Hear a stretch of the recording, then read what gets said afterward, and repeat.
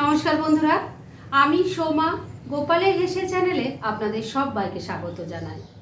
বর্ষাকালে পেটের অসুখ কিন্তু সবার ঘরে ঘরে লেগে থাকে, আর বৃষ্টি যতই হোক গরমটা কিন্তু যাচ্ছে না, আর তাতে পেটের প্রবলেম আরও বেশি হচ্ছে। তাই আজকে এমন একটা রেসিপি আপনাদের সাথে শেয়ার করছি যেটা একদম কম উপকরণে কম সময় তৈরি হয়ে যাবে, গরম ভাতের সাথে খেতে ভীষণ ভালো লাগবে, আর এই রান্নাটা খেয়ে পেটটাও শান্তি পাবে। তাই চলুন সময় নষ্ট না করে রান্নাটা করে ফেলি। আজকে গরমের উপযোগী একদম হালকা পাতলা দারুণ টেস্টি এই রান্নাটা করার জন্য আমি কিছু সবজি কেটে নিয়েছি। কি কি আছে সেটা আগে বলে দিই।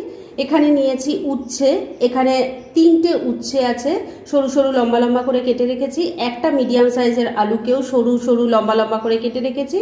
আর কয়েকটা এখানে ভেন্ডি রেখেছি, ভেন্ডিগুলো একদমই ছোট ছোট ছিল, তাই দুদিকটা ছাড়িয়ে গোটাই রেখে দিয়েছি। আপনারা যদি একটু বড় সাইজের ভেন্ডি নেন তাহলে মাঝখান দিয়ে একটা ভাগ করে নিতে পারেন। যাই হোক, এবার এই প্লেটটাকে আমি এক সাইডে রেখে দিচ্ছি আর মূল রান্নার দিকে এগোচ্ছি। এই রান্নাটার জন্য কড়াইয়ে সর্ষের তেল দিয়ে গরম করে নিয়েছি। এই রান্না কিন্তু সর্ষের তেলেই ভালো হবে। এর মধ্যে প্রথমেই একটু বড়ি নিয়ে নিয়েছি, এগুলোকে ভেজে নেব। বড়িগুলোকে লাল লাল করে ভেজে তুলে নেব। বড়িগুলো ভেজে তুলে রেখে দিয়েছি। এবার কড়াইয়ে যা তেল আছে তাতেই বাকি রান্না হয়ে যাবে। এর মধ্যে প্রথমেই দিয়ে দিচ্ছি অল্প একটু কালো সর্ষে, দিয়ে দিচ্ছি অল্প জোয়ান, এর সাথেই যাচ্ছে একটা তেজপাতা আর 2টো কাঁচা পাকা লঙ্কাকে দিয়ে দিলাম। এবার ফোড়নটাকে আগে ভাজা ভাজা করে নিচ্ছি। ফোড়নটা ভাজা ভাজা হয়ে গেছে, এর থেকে এখন খুব সুন্দর একটা গন্ধ বেরোচ্ছে। এবারে এর মধ্যে এক এক করে সবজিগুলো দেব। প্রথমেই দিয়ে দিচ্ছি আলুর টুকরো, তেলের সাথে মিশিয়ে নিয়ে এটাকে আগে হালকা ভাজা ভাজা করে নিচ্ছি। আলুর টুকরোগুলো হালকা করে ভাজা ভাজা করে নিয়েছি। এবার উচ্ছের টুকরোগুলো দিয়ে দিলাম। আমি এটা উচ্ছে দিয়ে করছি, আপনারা চাইলে করলা দিয়েও করতে পারেন। আলুর সাথে মিশিয়ে নিয়ে এটাকেও হালকা ভাজা ভাজা করে নিচ্ছি। আর সবজি ভাজা ভাজা হতে হতে বন্ধুরা এই রান্নার মশলাটা বানিয়ে নিচ্ছি। কী কী দিয়ে বানাচ্ছি সেটা অবশ্যই আপনাদের দেখিয়ে দিচ্ছি। সবজি ভাজা হতে হতে এই রান্নার মশলা বানিয়ে নিচ্ছি, আর তার জন্য আমি প্লেটের মধ্যে কিছু জিনিস সাজিয়ে রেখেছি। কি কি আছে সেটা আগে বলে দিই। এখানে আছে 2 চামচ পোস্ত, 1 চামচ রাঁধুনি, 1 চামচ কালো সর্ষে, কালো সর্ষের জায়গায় আপনারা হলুদ সর্ষেরও ব্যবহার করতে পারেন। আর এর সাথেই রেখেছি 2টো কাঁচা লঙ্কা। ঝালটা অবশ্যই আপনারা নিজেদের টেস্ট অনুযায়ী দেবেন। এগুলো সব একসাথে মিশিয়ে প্রথমে শুকনো বেটে নেব, আর তারপর পরিমাণ মতো জল দিয়ে বেটে একটা মিহি পেস্ট তৈরি করে নিচ্ছি।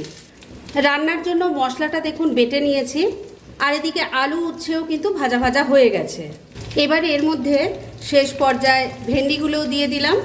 এটাকেও সব কিছুর সাথে মিশিয়ে নিয়ে ভাজা ভাজা করে নিচ্ছি। এইভাবে ধাপে ধাপে সবজি দিয়ে ভাজা ভাজা করে নিলে রান্নাটা খেতেও ভালো হয়, আর তেলও কিন্তু বেশি লাগে না। ভেন্ডিগুলো দিয়েও মিনিট 2 সময় নিয়ে একটু ভাজা ভাজা করে নিয়েছি। এবার এই রান্নার মধ্যে কিছু মশলা পড়বে। প্রথমেই দিয়ে দিচ্ছি অল্প হলুদের গুঁড়ো, দিয়ে দিচ্ছি স্বাদ মতো নুন, তৈরি করে রাখা মশলার পেস্টও ঢেলে দিলাম, দিয়ে দিচ্ছি সামান্য কয়েকটা দানা চিনি। এবার সব কিছু খুব ভালো করে মিশিয়ে নিচ্ছি। বন্ধুরা এই রান্নাটা এই অসহ্য গরমে যখন কিছু খেতে ভালো লাগছে না তখন কিন্তু এটা তৈরি করে খেতে পারেন। গরম ভাতের সাথে খুব ভালো লাগবে আর মুখের রুচি ফিরবে। একবার ট্রাই করে দেখুন। মিনিট খানেক সময় নিয়ে মশলাটা সবজির সাথে ভালো করে মিশিয়ে কষিয়ে নিয়েছি। এবার গ্রেভির জন্য জল দিয়ে দিচ্ছি। এই রান্নাটা কিন্তু খুব বেশি ঝোলঝোল হবে না, আবার একবারে শুকনো শুকনোও ভালো লাগবে না, তাই সেই বুঝে জল দেবেন। মিক্সির জারটায় অনেকটা মশলা লেগেছিল, তার মধ্যেই অল্প জল নিয়ে দিয়ে দিলাম। ভালো করে মিশিয়ে নিচ্ছি। তবে রান্না কিন্তু বন্ধুরা এখনও শেষ হয়নি, কেননা শেষ পর্যায়ে এর মধ্যে আরও সামান্য 2টো জিনিস পড়বে, যাতে এই রান্নার টেস্ট কিন্তু অসাধারণ হয়ে যাবে, আর আগেই বললাম খেতে ভীষণ ভালো লাগবে। তাই একটু ধৈর্য ধরে শেষ অবধি সাথে থাকুন। ঝোলটা ভালো করে সব কিছুর সাথে মিশিয়ে নিয়েছি। এবার ফ্লেমটাকে লো আর মিডিয়ামের মাঝামাঝি রেখেছি। এই ফ্লেমে ঢাকা দিয়ে 3-4 মিনিট রান্না করে নিচ্ছি। মিনিট 3 রান্নাটা করে নিয়েছি। এবার ঢাকা তুলছি। একটু নাড়াচাড়া করে নিয়ে এর মধ্যে এবার দিয়ে দেব ভেজে রাখা বড়িগুলো, দিয়ে দিচ্ছি 1 চামচ আদার রস। আদাটাকে বেটে নিয়ে সেটা থেকে ছেঁকে রসটা বার করে নিয়েছি। ভালো করে মিশিয়ে নিচ্ছি। সব কিছু ভালো করে মিশিয়ে নিয়েছি। এবার ফ্লেমটাকে আবারও লো আর মিডিয়ামের মাঝামাঝিই রেখেছি। এই ফ্লেমে ঢাকা দিয়ে মিনিট 2 আবারও রান্না করে নিচ্ছি। মিনিট 2 আবারও রান্নাটা হয়ে গেছে, ঢাকা তুলে নিচ্ছি। আমি কিন্তু মাঝে একবার ঢাকা তুলে একটু নাড়াচাড়া করে দিয়েছিলাম আর নুন মিষ্টিটা চেক করে নিয়েছিলাম। রান্না এবার মোটামুটি রেডি। এইটুকু গ্রেভি থাকতে থাকতে আমি নামাবো, কেননা এটা ঠান্ডা হলে আরও ঘন হয়ে যাবে। তবে শেষ পর্যায়ে এর টেস্ট আরও এনহ্যান্স করার জন্য এর মধ্যে দিয়ে দেব সামান্য একটু কাঁচা সর্ষের তেল। মিশিয়ে নিচ্ছি। কাঁচা সর্ষের তেলটা ভালো করে মিশিয়ে নিয়েছি। গ্যাসটা তো আগেই বন্ধ করে দিয়েছি। রান্না কিন্তু এবার একদম রেডি। এবার শুধু মিনিট খানেকের জন্য স্ট্যান্ডিং টাইমে একটু ঢাকা রেখে দিলাম আর তারপর সার্ভ করে আপনাদের দেখাচ্ছি।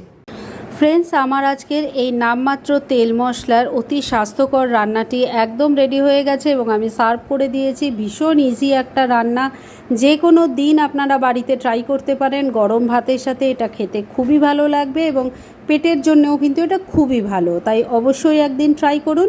আর তারপর প্লিজ আমাকে কমেন্ট করে জানাবেন কেমন লাগলো।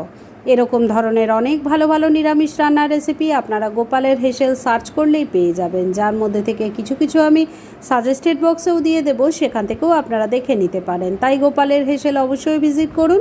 আর আপনারা কেমন ধরনের রেসিপি চাইছেন সেটাও কিন্তু আমাকে জানাতে পারেন। আমি চেষ্টা করব সেই সব রেসিপিগুলো আপনাদের সাথে শেয়ার করার।